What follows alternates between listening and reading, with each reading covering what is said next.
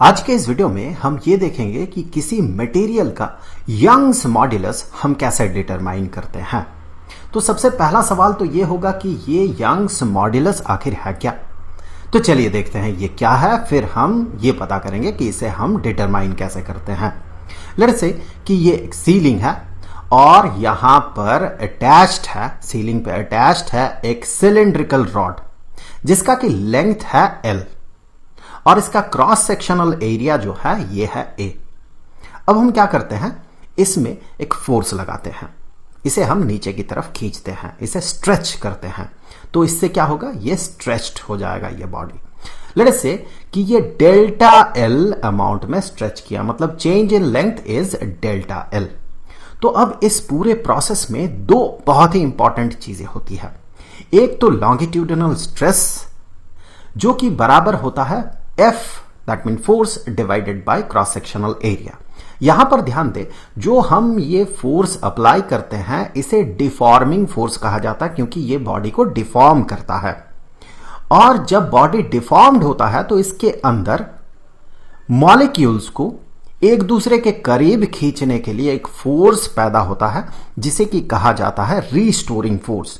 जब हम इस एक्सटर्नल फोर्स को हटा देते हैं तो वही रीस्टोरिंग फोर्स रिस्पॉन्सिबल होता है कि ये बॉडी वापस अपने शेप में, पुराने शेप और साइज में वापस चले जाए। तो उसे डिफॉर्मिंग फोर्स कहा जाता है। और बहुत ही इंटरेस्टिंग बात यह है कि वो डिफॉर्मिंग फोर्स जो है उसका भी मैग्नीट्यूड इसी के बराबर होता है। तो ये जो लॉन्गिट्यूडिनल स्ट्रेस होता है वो होता है deforming force divided by cross sectional area. अब दूसरा इंपॉर्टेंट चीज जो होता है वो है लॉन्गिट्यूडिनल स्ट्रेन। ये स्ट्रेन क्या होता है, जब बॉडी एलोंगेटेड हो रहा है तो इसमें एक चेंज इन लेंथ हो रहा है और इसका एक ओरिजिनल लेंथ है। तो change in length divided by original length is called longitudinal strain.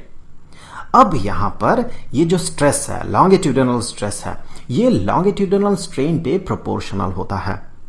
इस प्रोपोर्शनलिटी साइन को हटा के इक्वालिटी साइन जब हम लाते हैं तो हमें एक कांस्टेंट ऑफ प्रोपोर्शनलिटी इंट्रोड्यूस करना होता है।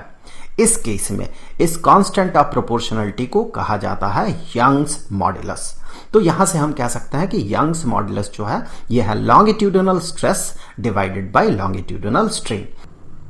Longitudinal stress is F divided by A और longitudinal strain is delta L, that means change in length divided by original length। अब इसे जब हम रीअरेंज करेंगे तो हम कुछ ऐसे कहेंगे, ये जो डिनोमिनेटर का डिनोमिनेटर वाला टर्म है ये न्यूमरेटर में चला गया L, और यहां पर ये जो है ये डिनोमिनेटर में रहेगा। तो इस तरह से हम इसे अरेंज कर सकते हैं। तो ये हो गया यंग्स मॉड्यूलस का फॉर्मूला। अब चलिए देखते हैं किसी मटेरियल के लिए हम यंग्स मॉड्यूलस कैसे डिटरमाइन करेंगे। सबसे पहले हम उस मटेरियल का एक वायर लेंगे।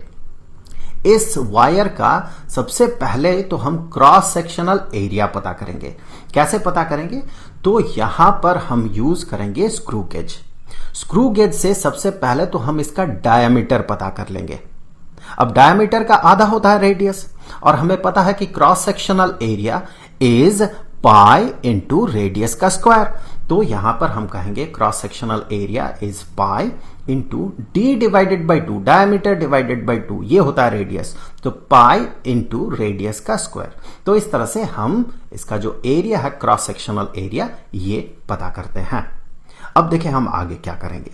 आगे हम दो वायर्स लेंगे, पहला वायर ये और दूसरा वायर सेम मटेरियल का, सेम लेंथ का। एक को कहा जाता है रेफरेंस वायर, दूसरे को कहा जाता है एक्सपेरिमेंटल वायर। इस एक्सपेरिमेंटल वायर को ही हम स्ट्रेच करेंगे, फोर्स अप्लाई करके स्ट्रेच करेंगे। अब देखिए सबसे पहले हम यहां पर क्या करते हैं, सबसे पहले तो इसे हम टाइट कर देते हैं, थोड़ा सा लोड देते हैं जिससे कि ये बहुत हल्का सा स्ट्रेच होता है दोनों ही, और ये टाइट हो जाता है। अब जो एक्सपेरिमेंटल वायर है उस एक्सपेरिमेंटल वायर का हम लेंथ पता करते हैं। देखिए इससे पहले हमने क्या पता कर लिया था, क्रॉस सेक्शनल एरिया वायर का। अब हम इसका लेंथ पता कर लेते हैं। यहां से आगे हम क्या करते हैं कि ये जो रेफरेंस वायर है उसके साथ हम एक मीटर स्केल अटैच कर देते हैं, और ये जो एक्सपेरिमेंटल वायर है इसके साथ हम एक वर्नियर स्केल अटैच करते हैं।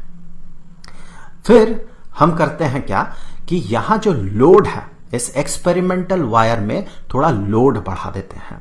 लोड बढ़ाने से क्या होता है कि ये जो एक्सपेरिमेंटल वायर है ये थोड़ा सा स्ट्रेच्ड हो जाता है।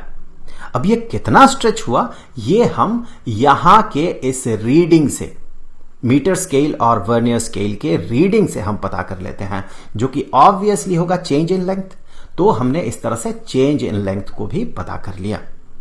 अब देखिए यहां पर ये जो एक्स्ट्रा मासेस है ये और ये दोनों एक्स्ट्रा मासेस जो है वही रेस्पॉन्सिबल हुआ कि रिलेटिवली ये एक्सपेरिमेंटल वायर किसके रेस्पेक्ट में, इस रेफरेंस वायर के रेस्पेक्ट में रिलेटिवली कितना ज्यादा स्ट्रेच्ड हुआ।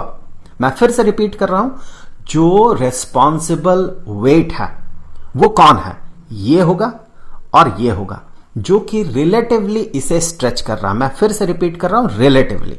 क्यों? क्योंकि ये जो मास था, बराबर मास था दोनों में, ये पहले से ही था, जो कि दोनों को स्ट्रेच कर रहा था। लेकिन अब ये दो मासेस जो है ये एक्स्ट्रा आ गया, इसीलिए हम कंसीडर करते हैं एक्स्ट्रा मास, जो कि इस वायर को स्ट्रेच करता है, इसके रेस्पेक्ट में थोड़ा ज्यादा स्ट्रेच करता है। और वही स्ट्रेच को हमने डेल्टा एल नाम दिया था। तो वो जो स्ट्रेच है उसके लिए रेस्पॉन्सिबल मास ये है और ये है, ये दोनों रेस्पॉन्सिबल मास है, ये एक्स्ट्रा मास जो है। अब इस एक्स्ट्रा मास के कारण जो ग्रेविटेशनल फोर्स नीचे की तरफ अप्लाई हो रहा है वो ग्रेविटेशनल फोर्स क्या होगा, mass into acceleration due to gravity. So mass into acceleration due to gravity वो एक्स्ट्रा लोड है जिसे कि हम F की तरह ट्रीट कर सकते हैं। ये F जो कि इसे डिफॉर्म कर रहा है। ये जो मास है, मैं फिर से रिपीट कर दूं, ये पहले से ही था, दोनों में था, इसीलिए हम इसे कंसीडर नहीं करते हैं। अब अगर यंग्स मॉड्यूलस का जो फॉर्मूला है वहां F के जगह हम mg पुट कर देते हैं तो हमें मिल जाएगा इस तरह से यंग्स मॉड्यूलस। तो हमने देखे सबसे पहले A पता किया, क्रॉस सेक्शनल एरिया, उसके बाद हमने L पता किया, लेंथ, ओरिजिनल लेंथ, फिर हमने डेल्टा L पता किया और फिर अब हम M को पता करते हुए उसके साथ G मल्टीप्लाई करते हुए mg, हेंस ये जो F है इसे हमने पता किया और सारे वैल्यूज को यहां पर पुट करने से हमें मिलता है यंग्स मॉड्यूलस का वैल्यू। तो इस तरह से हम किसी मटेरियल के यंग्स मॉड्यूलस को पता करते हैं। तो बस आज के इस वीडियो में इतना ही। अब अगले वीडियो में हम shear मॉड्यूलस पे बात करेंगे। उस वीडियो का लिंक आपको यहां पर स्क्रीन में दिख जाएगा, वहां क्लिक करके आप उस वीडियो को जरूर से देख लें। अब जाते जाते मैं आपको बता दूं कि इस पूरे चैप्टर का जो प्लेलिस्ट है उसका लिंक आपको डिस्क्रिप्शन में मिलेगा, वहां क्लिक करके आप सारे वीडियोस को देख सकते हैं। तो आई होप कि अगले वीडियो में फिर मुलाकात होगी। तो मिलेंगे आपसे अगले वीडियो में, तब तक के लिए खुश रहें, गुड बाय।